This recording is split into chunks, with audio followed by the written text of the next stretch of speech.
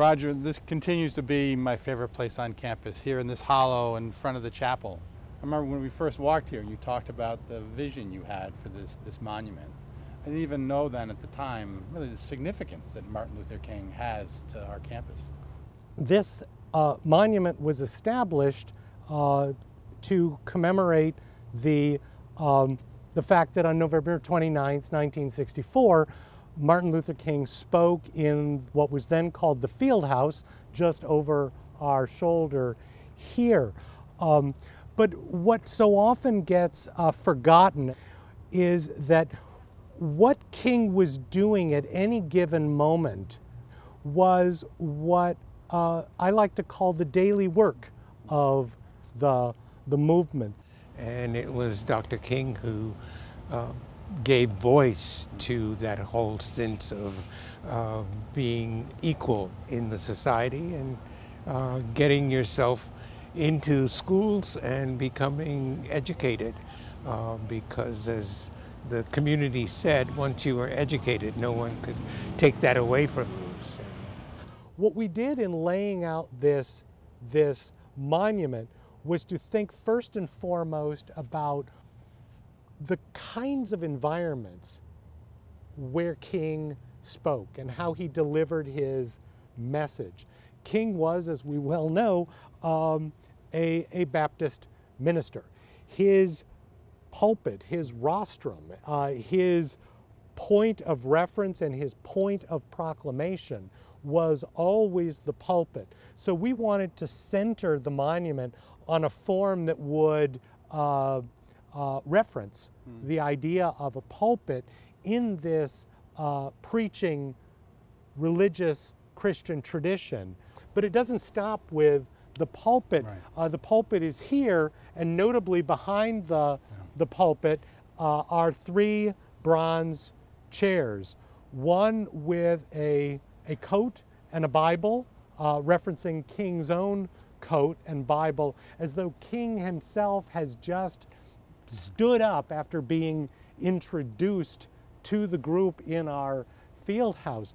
There are two other chairs, and these other chairs are there because when one thinks about and remembers when King spoke anywhere, he was never anywhere by himself. Mm-hmm.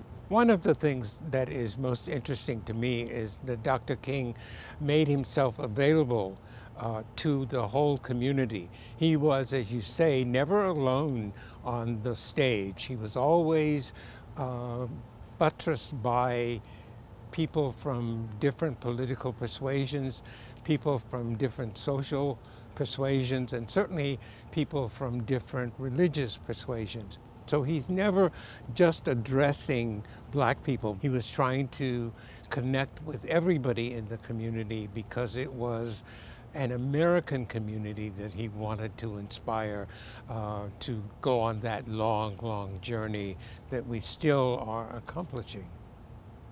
I think the selection of the quotations is brilliant, because this is the monument not only of those times and but of that man future. For today. For today and into for the today, future, yeah. Especially as we think about the challenges we're facing as a country. This is a monument that people very much can be in and be with and walk through and interpret in ways, reading the quotations that are important for them, that can be inspiring. Again, aspirational for the university, but also for inspirational for individuals. Yeah, and it's a monument that exists in the midst of university life and traffic, but it was also designed so that it has a backdrop with the Immaculate Conception Chapel of the University of Dayton in the interest of bringing out the ecumenical and broadly religious underpinnings of the civil rights movement. But it doesn't stop there.